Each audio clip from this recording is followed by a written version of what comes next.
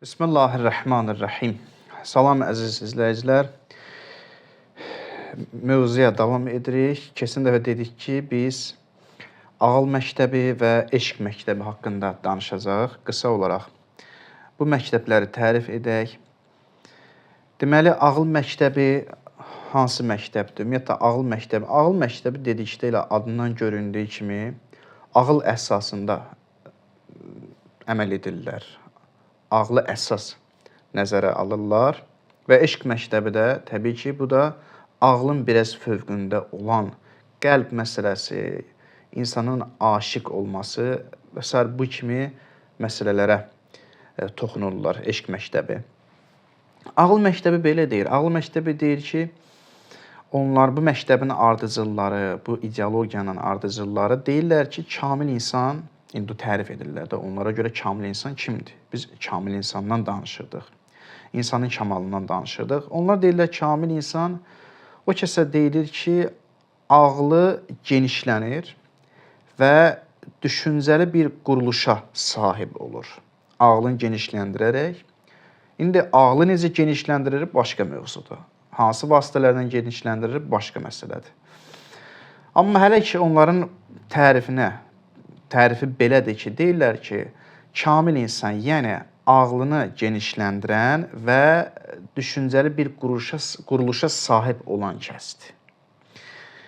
Və hikmət də dedikdə, məsələn, hikmət nədir onların nəzərində? Hikmət, yəni bəşərin gücü nisbətində bütün varlıqların, bütün hər bir şeyin xüsusiyyətləri barəsində elm əldə etmək. Hikmət yəni bu. Hikmət yəni bizim nə varlıqlar varsa bəşərin gücü nisbətində, yəni bəşər, məsələn, elə şeylər var ki, bəşər ona çata bilməz. Bəşərin gücü nisbətində bütün varlıqların xüsusiyyətləri barəsində elm əldə etməyin özü hikmətdir. Hər hansı bir varlığın həqiqəti barəsində mən bir elm əldə edirəm, onun həqiqətinə varıram, bu da olur hikmət. Özü də o əşyanı, o şeyi olduğu kimi dərk etməkdən söhbət gedir. Necə ki, Peyğəmbərimizin məşhur bir duası var. İlahi, mənə əşyaları olduğu kimi tanıtdır. Yəni, mən hər bir şeyi tanıyım. Onların xüsusiyyətləri barəsində bir elmim olsun. Onların həqiqəti barəsində bir elmim olsun.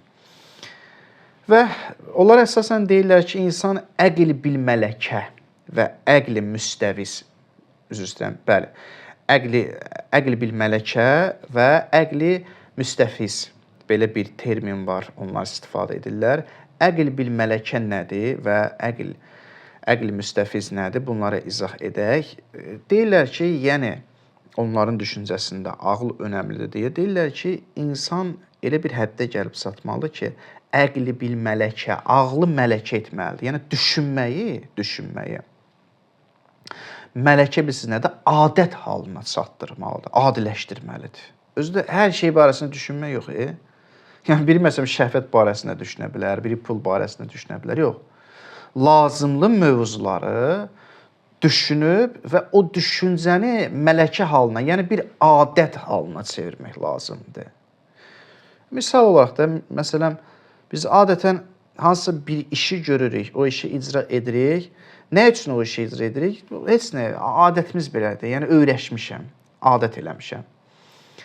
Məsələn, tutaq ki, bir nəfər, misal olaraq, səhər durur ayağa, yerindən durur, yatmışdı, durdu.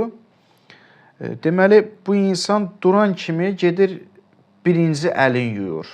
Hələ tam durmayıb da, birinci əlin yuyur, sonra gedir əlin üzünü yuyur. Buna deyirlər ki, ona demək, elə bir dəfəni gedib əl üzü yuyursan da, əli yumaq nə edir? Deyir, yox, öyrəşmişəm, mən. Məsələn, tutaq ki, atamdan belə görmüşəm, babadan belə görmüşəm. Misal da deyirəm də, mən dərhal duranda əlimi yumalıyam. Bu təmizlikdən irəli gəlir, yox, öyrəşmişəm, adət eləmişəm. Əql bil mələkə, yəni, bunlar deyirlər ki, bu məktəbin ardıcılları deyirlər ki, kamil insan elə bir həddə gəlib çatır ki, o düşünməyi, o ki düşünür, o düşüncəni artıq adiləşdirir özünsün. Daim düşüncədə olur, düşüncə halında olur. Bir alimə sual verirlər ki, tələbəsi bir alimə sual verir. Deyir, ağaz, bir söz soruşum, deyir, buyur. Deyir, siz gündən neçə saat mütaliə edirsiniz? Təqribən deyir ki, 6 saat mütaliə edirəm. Deyir, amma iki cür sual var. Əgər soruşursan ki, mən elə olur ki, gündə 6 saat mütaliə edirəm, amma ümumilikdə mənim mütaliəm hər gün olur. Deyir, necə? Deyir, əgər məqsədin açıb kitab oxumaqdırsa, kitabı açdım, oxudum. Məqsədim budursa mütaliədən, bəli, 6 saat mütaliə edirəm. Yox, mən hər an düşüncədəyəm. Hər an düşünürəm. Oyaq oldum, hər an düşündəyəm, mələkə olub, adət olub mənim üçün düşünmək, adiləşib. Mən düşünürəm, ona görə hər an mən elə mütaliə edirəm düşünməklə. Deməli, kamil insanın xüsusiyyətləri, bu məktəbin ardıcılları deyirlər ki, onlar əqli bil mələkəyə çatırlar və gəldi ikincisi, əqli müstəfiz. Əqli müstəfiz yəni nə? Yəni, onlar elə bir şeyə gəlib çatırlar. Elə bir həddə gəlib çatırlar. Artıq belə deyim, müstəfiz yəni feyz verən də bir feyz verən bir varlığa gedib qovuşurlar və daim Allahın yaratdığı müqəddəs varlıqlardan feyz alırlar və yaxud da Allahdan feyz alırlar. Düşünüblər və o düşüncə onları faydaya çatdırır. Onlar sanki düşünməklə qeyb qapılarını açıblar və Allah o qeyb qapısından onların düşüncəsinə, onların özlərinə daim faydasını ötürür, daim fayda verir. Hansısa bir mələyi vasitəsilə, hansısa bir varlıq vasitəsilə daim fayda verir. Düşüncə gör insan hara gəlib çatdıra bilir. Qəribə bir işdir.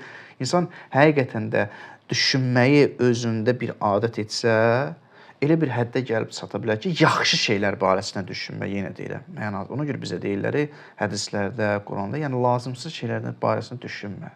Lazımlı şeylər barəsində düşün. Niyə?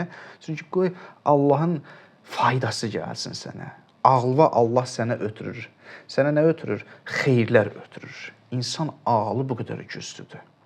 İnsan ağlı bu qədər güclüdür. Əlbəttə, o nəfsi deməli, kontrola almaq bu öz yerində. Nəfsi mən kontrol edirəm, bu öz yerində. Yəni, belə deyil, mən gedim günah eləyim və burada da gəlim düşünüm. Yox, zaten günah eləyən insan o düşüncəyə gəlib çatmayacaq. Günah edən insan, təəssüf ki, böyük məsələlər haqqında düşünə bilməyəcək. Günah edən insan ancaq günah barəsində düşünəcək. Günah edən insan ancaq günahdan necə qaçım, bunu düşünəcək. Yəni, o günah ki, onu əhatə edib, o imkan verməyəcək. Bu insan böyük şeylər haqqında düşünsün və nə əql bil mələkə, yəni ağlı nə mələkə eləyə biləcək, yəni ağlı nə düşünməyi, nə deməli adət edə biləcək yaxşı şeylər barəsində, nə də ki, əqli müstəfiz olacaq. Yəni onun üçün heç bir fayda gəlməyəcək. Onun üçün heç bir fayda gələcək, dünyanın faydası gələcək, təəssüf. Dünyanın faydası olacaq. Dünyada günah etmək, vəssalam. Dünyada günah etmək, vəssalam, bu qalacaq onun üçün. Ona görə nəfsi kontrola almaq zatən var.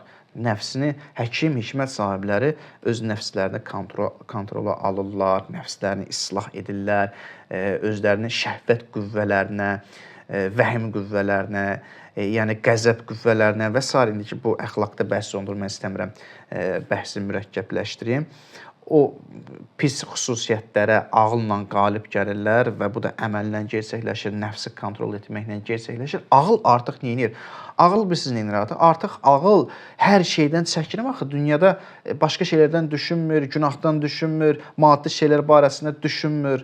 Çünki nəfs artıq islah olub, ağıl indi öz həqiqətinə qovuşur. Ağıl qeyb qapılarını açılır və qeyb qapılarını açılanda həmin o feyz gəlir, Allahdan feyz gəlməyə başlayır ki, bu deməli ağıl məktəbinin düşüncələridir. Ağıl məktəbinin ardıcıllarının düşüncələri budur ki, kamil insan bax budur. Kamil insan kimdir? Kamil insan o kəsdir ki, varlıqların xüsusiyyətləri barəsində elm əldə edir ki, bu dediyimiz bu ağıllar vasitəsilə, yəni bu ağılları bu cür kamil etməklə, kamilləşdirməklə. Bəs eşq məktəbi nə deyir?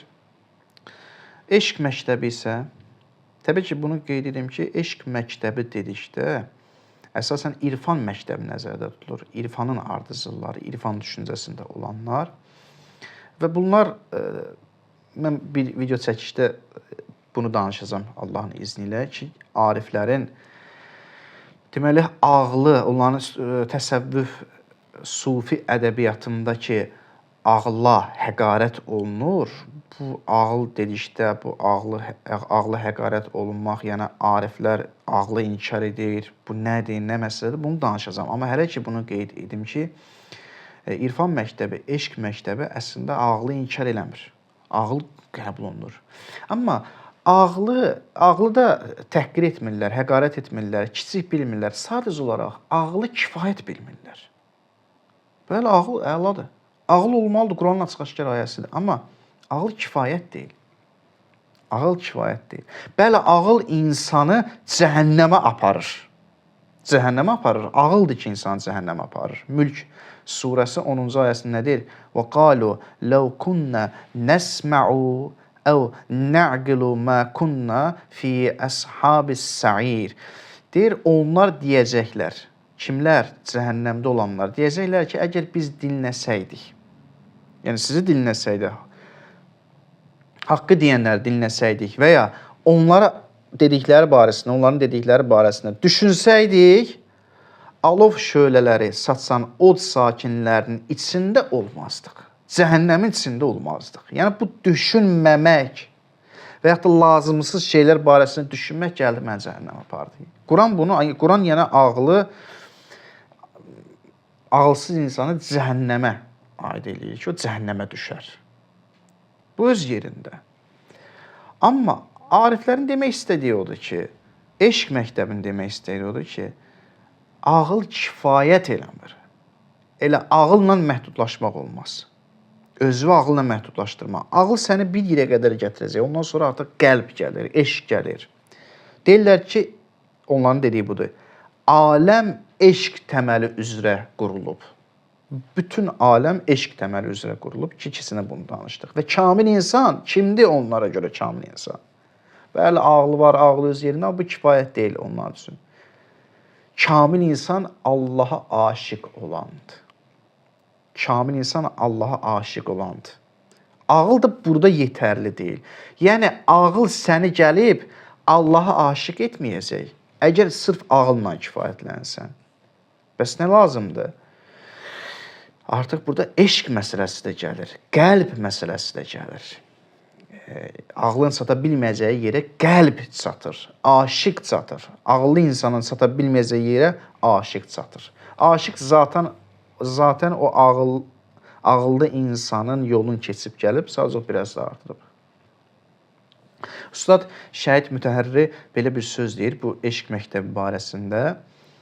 Deməli, deyir ki, eşq məktəbi insanın kamala çatması üçün, eşq məktəbi insanın kamala çatması üçün ağlı yetərli saymır. Eşq məktəbi ağlı yetərli saymır insanın kamala çatması üçün. Deyir, əksinə, insanın zat və cövhərini ruh olaraq bilir eşq məktəbi və ruhun eşq aləmində olduğunu və yalnız Haqq Taalaya doğru hərəkət edən bir cövhər olduğunu qəbul edir eşq məktəbi. Onlar deyirlər ki, yox, ağıl kifayət deyil, insanın bir ruhu var, deməli, insanın cövhəri, həqiqəti onun ruhudur və bu ruh bir eşq aləmindədir və yalnız o ruh Haqq Taalaya, Həzrət Haqqa doğru hərəkət edir. O bir cövhərdir ki, Allaha tərəf hərəkət edir. O hədəf məsələsini demişdik. Və bu məktəbə görə davam edir Şəhid Mütəhərri. Deyir, bu məktəbə görə tövhid varlıqda birliyin özüdür. Tövhid nədir? Yəni, birliyi tapmaqdır. Vahid olan, əhəd olan Allahı tapmaqdır. Heç bir şəriki olmayan, varlıqda da şəriki olmayan Allahı tapmaqdır. Davam edir. Deyir, bu elə tövhiddir ki, insan ora çatdığı, bu birliyin özü yəni nədir? Bu elə tövhiddir ki, insan ora çatdığı zaman orada hər şeyi formalaşmış halda görər. Yəni, görəcək ki, insan o yerə çatır. Orada hər şey formalaşmış halda görür. Hər şey bir formadır, hər şey bir surətdir. Allahın surətidir. Hər şey bir formaya düşür. Əsl həqiqət olan Allahdır ki, onları bir formaya salır. Mən bir misal deyim, bila təşbih. Bila təşbih. Misaldır da, yəni təbii ki, yenə deyirəm, misaldır. Misal tam uyğunlaşmaya bilər. Biz bir cəhətini götürürük. Məsələn, bəzi insanlar baxır nəyə? Baxır, məsələn, misal olaraq plastilinin formalarına. Baxır, biri plastilinin formasına, bu görür ki, bu at formasındadır. Biri görür ki, insan formasındadır. Biri görür maşın formasındadır. Plastilindən maşın görür bu. Bu birisi plastilindən at görür. Bu birisi plastilindən başqa bir şey görür. Amma bir nəfər deyir ki, saxla. Bunların hər birinin həqiqətində plastilin var. Kökündə plastilin var. Bunların həqiqəti plastilindir. Yenə deyirəm, bu misaldır. O demək deyil bizim, necə deyim, formamızın, içərimizdə Allah var, vücudumuzda Allah var. Yox, mən ittihad və yaxud da hülul demirəm. Bunu demək istəmirəm. Demək istədiyim odur ki, yəni biz bir formaya düşmüşük. Allah bizi yaradıb, amma bizim yaradan, bizim həqiqətimizi təşkil edən bir Allah var ki, məsələn, biz plastilinə baxanda fiquru görürük. Plastilin formasını görürük. Bir insan gəlir, plastilin özünü görür. İndi Arif gəlir, mənə baxır, məni yox, Allahı görür. Məni yaradanı görür. Səbəbə tərəf gedir onun fikri. Allah səni nə gözəl yaratdı. Amma biri gəlir, ancaq səndə ilişib qalır. Ancaq səni görür.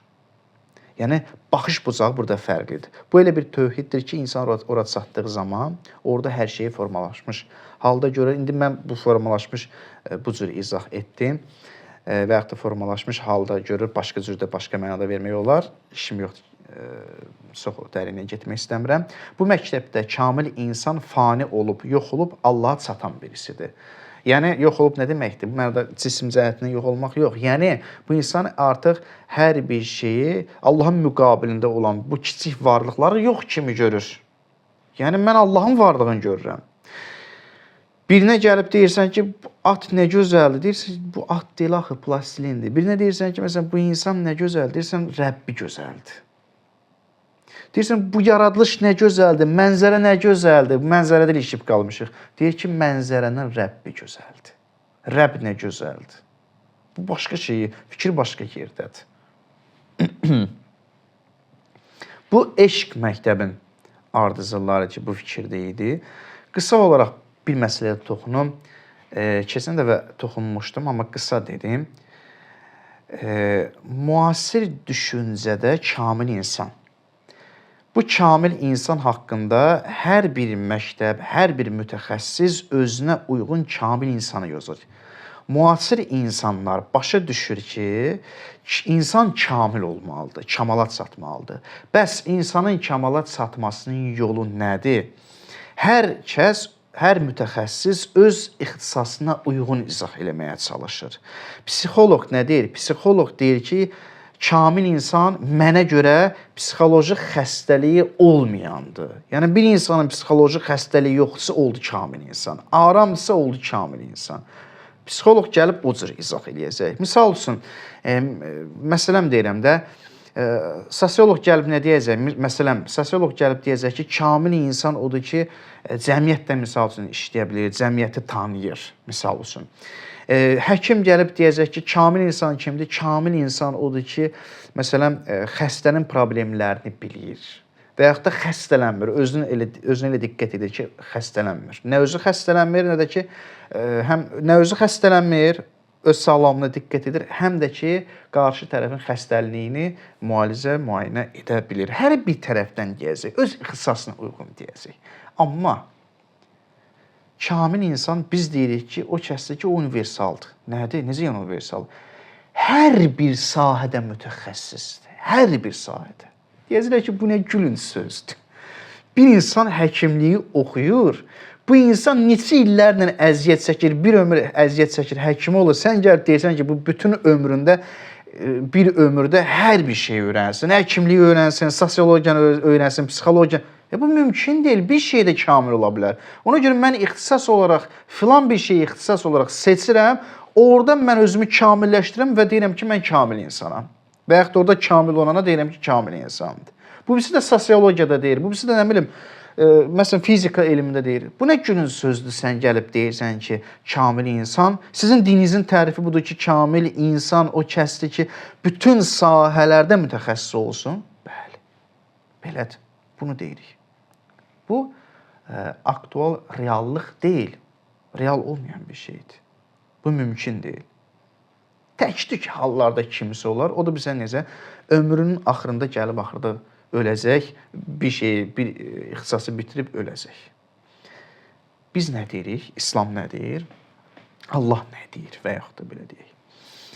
Allah deyir ki, kamil insan zahirdə hansısa bir müəyyən bir ixtisasa, bir şeydə mütəxəssis ola bilər. Bəli, kamil insan universal insandır. Məqsədimiz onun ruhunun universallığından söhbət gedir. Ruhun da sahələri var. Necə bizim bu bədənimizin sahələri var. Məsələn, mənim bədənimin bir sahəsi həkimlikdir. Həkimlik işi görür mənim bədənim. Mənim bədənimin bir sahəsi, məsələn, sosiologiyanı araşdırır. İnsanın ruhunun sahələri var. Və o ruhun sahələrində, bütün sahələrində mütəxəssis olmaq mümkündür. Namaz gəlir insanın ruhunun bir tərəfini kamilləşdirir. Oruz gəlir insanın ruhunun bir tərəfini kamilləşdirir. Sədəqə vermək gəlir insanın ruhunun bir tərəfini kamilləşdirir. Misal olaraq nə? Namaz gəlir insanın məsələn hansı tərəfini kamilləşdirdi? Günahdan çəkinmək məsələn. Oruz gəlir hansı tərəfini kamilləşdirdi?